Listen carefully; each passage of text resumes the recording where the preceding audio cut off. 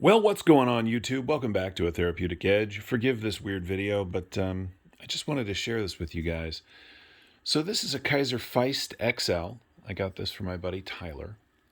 It's in 4V, CPM-4V, which is a really interesting steel choice. It is non-rust and stain resistance, but it is a really edge retention oriented and tough tool steel.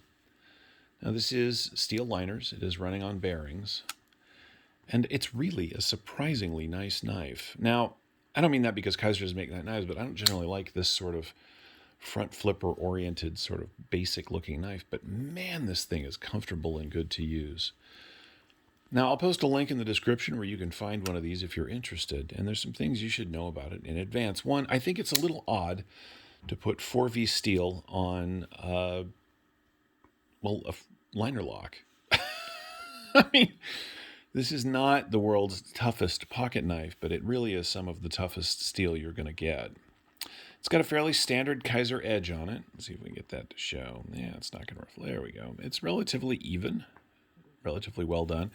This one does have some marks on the blade because, again, 4V, for all of its toughness, is not stain resistant. So it's going to absolutely show itself over time. You're going to want to take care of this. It is also, as I've shown you a couple of times already, solely a top flipper, front flipper, but the action's really good. I think you'd be okay with that. It's got the Justin Lundquist logo on it, Feist XL. It's got a really nice deep carry pocket clip. Very simple construction, and you can see down in there the liners are milled, so it's reasonably light for its size. It's got this kind of blue scales. They make these in a bunch of different versions. They make a micarta version. They make G10. I think you'd be happy with any of them.